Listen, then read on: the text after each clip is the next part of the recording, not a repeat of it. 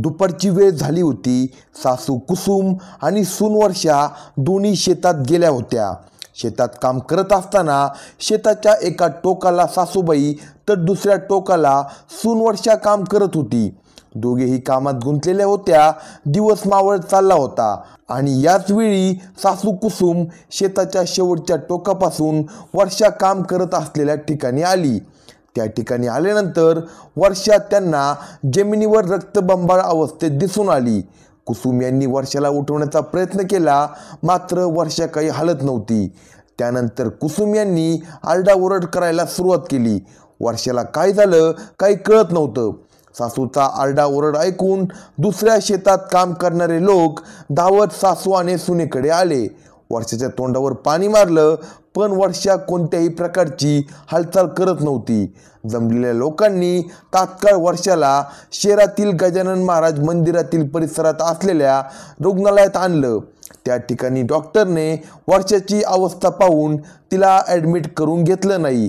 वर्षा ही शुद्धीवर आली नव्हती, त्यामुळे नेमकं वर्षाच्या बाबतीत काय झालं हे कोणालाच कळत नव्हतं.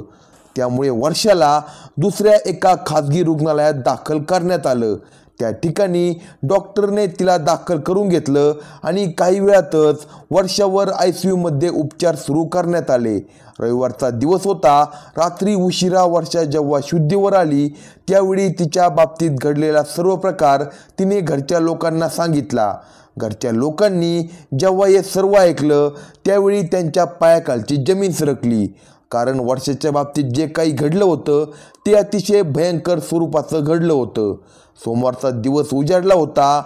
जो काही प्रकार झाला होता त्याबद्दल डॉक्टरांनी पोलिसात तक्रार देण्यास सांगितले. त्यानुसार चिकलठाणा पोलिसांना याबाबत कळवण्यात आले आणि थोड्याच वेळात चिकलठाणा पोलीस ठाण्यातील कर्मचारी हॉस्पिटलमध्ये दाखल झाले. त्या ठिकाणी वर्षाचा जबाब घेण्यात आला. त्यावेळी वर्षा बोलत होती आणि पोलीस तिची फिर्याद लिहून घेत होते. पुणे येथील स्वारगेट प्रकरण ताजे असतानाच अशा प्रकारची घटना छत्रपती संभाजीनगर परिसरात घडल्यामुळे पोलीस सतर्क झाले आणि तपास कार्याला सुरुवात केली. तिची अवस्था कशामुळे अशी झाली होती ते आपण या व्हिडिओमध्ये सविस्तर जाणून घेणार आहोत. जर चॅनलवर नवीन असाल तर कलम 302 या मराठी चॅनलला लगेच सबस्क्राईब करा. छत्रपती संभाजीनगर तालुक्यात एक गाव आहे. या गावामध्ये वर्षा नावाची महिला कुटुंबासह राहते. काही वर्षापूर्वी वर्षाचे लग्न झाले होते आणि तिच्या सुखी संसाराला सुरुवात झाली. गावापासून काही अंतरावर शेतजमीन असल्यामुळे वेळ मिळेल तसा फेरफटका आणि काम करण्यासाठी वर्षा शेतात जाऊ लागली. कधी सकाळी सासूबाईबरोबर तर कधी दुपारनंतर एकटीच ती शेतात जात होती. मनात कोणत्याही प्रकारची भीती नसल्याने नित्यनियमाने जाण्याची सवय असल्यामुळे वर्षाला कोणत्याही प्रकारचा विचार तिच्या मनात येत नव्हता. शेतात सासू अथवा नवरा काम करत असायचे. त्यांना वर्षा मदत करायची. रोजच्या नित्यनेमाप्रमाणे कामे चालू होती आणि याच दरम्यान जेव्हा वर्षा एकटी शेतात जायची त्यावेळी वर्षाची तारुण्य पाहून घारदोन येथील 12वी नापास झालेला तरुण अभिषेक तात्याराम नोपुते हा तिच्याकडे लक्ष ठेवू लागला. वर्षाच्या प्रत्येक हालचालीवर अभिषेकाचे लक्ष होते. वर्षा शेतात कधी जाते आणि घरी कधी थांबते याची सर्व माहिती त्याच्याकडे होती. पण वर्षाच्या मनात असे काही नव्हते.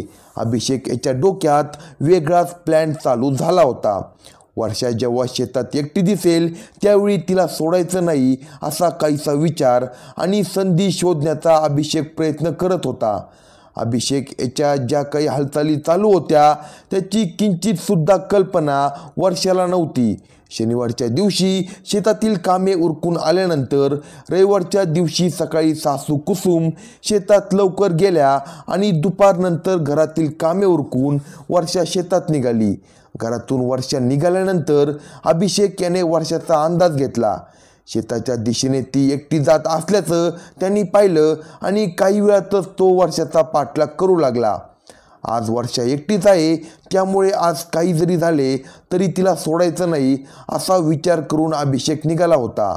पण जर काही अडचण आली तर त्याचा प्रतिकार करण्यासाठी अभिषेक याने सोबत एक चाकू घेतला. काही वेळातच वर्षाही शेतात पोहोचली. सासूबाईला आवाज दिला तर सासूही शेताच्या दुसऱ्या टोकावर काम करत होती. वर्षा शेताच्या अलीकडच्या टोकाला तर सासू दुसऱ्या टोकाला, त्यामुळे दोघींचा आवाज एकमेकांना जाणे शक्य नव्हते. काही वेळातच वर्षाने शेतात काम करायला सुरुवात केली आणि काम सुरू असतानाच अभिषेक वर्षाच्या जवळ आला. वर्षाने अभिषेकला पाहून बोलायला सुरुवात केली. अभिषेक हा वर्षा अतिशय जवळची असल्यासारखं तिच्यासोबत बोलू लागला होता. वर्षा ही देखील अभिषेक याच्यासोबत बोलत होती. दोघे बोलत असताना अभिषेक याने वर्षाला शरीर सुखाची मागणी केली. अभिषेक याला बोलता बोलताच काय झालं याचं आश्चर्य वर्षाला वाटू लागलं, कारण अभिषेक याने अचानक अशा प्रकारची मागणी केल्यामुळे वर्षाचे हात उघडणार तेवढ्यात अभिषेक याने वर्षाला जवळ ओढले. ती काही बोलायच्या आत तिच्यावर तो तुटून पडला. वर्षाचं तोंड दाबलं, त्यामुळे तिला काहीच बोलता येत नव्हतं. पण वर्षाने अभिषेक याच्याबरोबर संबंध करण्यास विरोध करायला सुरुवात केली. वर्षा ही काहीच करून देत नाही हे जेव्हा अभिषेक याच्या लक्षात आलं त्यावेळी वर्षाने ओरडण्याचा प्रयत्न केला, पण सासूपर्यंत वर्षाचा आवाज पोचू शकला नाही. संध्याकाळची वेळ होऊ लागली होती आणि अभिषेक वेगळ्याच मूडमध्ये होता. अभिषेक वर्षाला जवळ करत होता, परंतु वर्षाने अभिषेक याला प्रचंड विरोध केला. त्यावेळी अभिषेक संतापला आणि बरोबर आणलेल्या चाकूने वर्षावर वार करायला सुरुवात केली. जर वर्षा जिवंत राहिली तर बदनामी होईल या भीतीने अभिषेक याने वर्षाच्या चेहऱ्यावर, कमरेवर सपासप वार केले. अभिषेक याने रागाच्या भरात वर्षाच्या अंगावर जवळपास 15 वार केले. वर्षाच्या अंगातून रक्त येऊ लागले आणि काही वेळातच वर्षा बेशुद्ध पडली. शेताच्या शेवटच्या टोकाला असलेली सासू वर्षाच्या दिशेने निघाली होती. अभिषेक देखील वर्षा मयत झाली अशी समजून गावात निघून गेला. काही वेळातच सासू कुसुम ही वर्षाला आवाज देत जवळ आली. वर्षाच्या जवळ येताच तिने समोरचे दृश्य पाहून ओरडायला सुरुवात केली. संध्याकाळची वेळ झाली होती आणि वर्षाची भयंकर अवस्था पाहून काय झालं हे कळायला मार्ग नव्हता. पण शेजारच्या शेतात काम करणारे लोक आले आणि त्यांनी वर्षाला शहरात आणले. तोपर्यंत रात्र होऊ लागली होती. बेशुद्ध असलेली वर्षा शुद्धीवर येईल याची सर्वजण वाट पाहत होते. पहिल्या रुग्णालयात तिला ॲडमिट केलं, त्या ठिकाणी डॉक्टरांनी तिला घेतलं नाही, त्यामुळे दुसऱ्या हॉस्पिटलमध्ये वर्षाला दाखल करण्यात आलं. तेथे डॉक्टरांनी वर्षाची अवस्था पाहून तिला ICUमध्ये दाखल केलं. त्यावेळी वर्षाच्या शरीरावर तात्काळ शस्त्रक्रिया करण्यात आली. त्यावेळी वर्षाच्या अंगावर जे वार होते त्यासाठी जवळपास 30 टाके देण्यात आले. रविवारच्या मध्यरात्री वर्षा शुद्धीवर आली आणि सर्व प्रकरणाचा उलगडा झाला. सोमवार दिनांक 3 मार्च 2025चा दिवस उजाडला होता.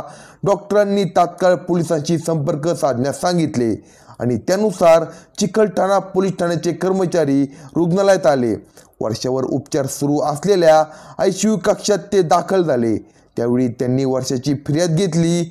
घारदोन येथील अभिषेक तात्याराम नवपुते हा जवळ आला आणि शरीर संबंधाची मागणी करू लागला आणि त्यावेळी विरोध करताच त्याने चाकूने वार केल्याचे पोलिसांना वर्षाने सांगितले. त्यानुसार पोलिसांनी अभिषेक विरुद्ध गुन्हा दाखल केला. वर्षाचा मृत्यू झाला नव्हता, तर ती बेशुद्ध झाली होती आणि वर्षाच्या फिर्यादीवरून गुन्हा दाखल करण्यात आला आहे हे जेव्हा अभिषेक याच्या कानावर पडले त्यावेळी तो गावातून पळून जाण्याचा निर्णय घेऊ लागला. पण अभिषेक हा गावापासून जास्त लांब जाऊ शकला नाही.